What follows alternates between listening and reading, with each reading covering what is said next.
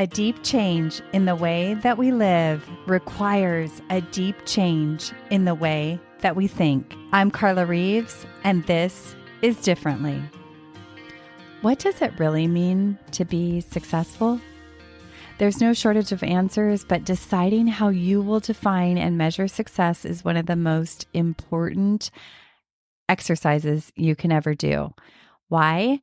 Because unless you take time to decide what it truly means for you to live a successful life, you can wind up spending your entire life striving desperately to measure up to the definitions that others have created for you and end up with a life that never felt like your own. I have found this to be true in my life, and I watch my clients in my private coaching program go through a process of really dismantling their own idea of what success means and creating one that is real and true for them. And maybe this is something we do more than once as we journey through life. Today's episode is about a recent discovery I made. I'm going through a Bible study with a friend of mine, and one of the recent exercises proved to be incredibly thought-provoking to me. And regardless of your faith or beliefs, I believe you will find this very thought-provoking too. So the exercise asked us to read scripture and then write down what the Bible was telling us about success, what God's idea of success is. Here's what I wrote. It's a list. Be prepared for His return. Be responsible for your own spiritual condition. Use well what God has entrusted.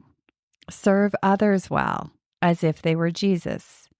Stay awake and be prepared, and be a caretaker of your time, talents, and treasure. Then the next exercise was to write down what the world tells us about success. And here's what I wrote. And this is where it really stunned me, because everything I wrote was the complete opposite of the first list. Number 1, be distracted. Number 2, be disconnected from your soul. Focus on outward appearances and status and title and money.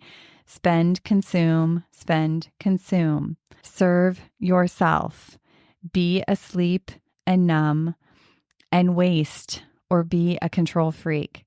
This really stuck with me for weeks and has become a new way to measure success in my own life and where I want to focus. And this reminds me of where differently comes into play. And it's how it's up to us to stay awake to what is true and what are the lies that our culture, our world around us are telling us that hold us hostage to this achievement vortex or this illusion of someday that we've got to just keep striving and we're going to get there. Really? And to make sure that I'm defining success in a way that aligns with my deepest values. So my invitation to you, does your idea of success fit anymore? How are you measuring success? And does that make sense? Is there something different you could do or something you could shift in how you're measuring success that would literally change everything? From my heart to yours, don't just continue doing what you've always done. Stop and do your own seeking to ensure that the motions you're making are giving you the life you want to be living. Would you like some support in challenging the old rules, uncovering the blind spots that keep you from moving forward and living a life that feels like your own?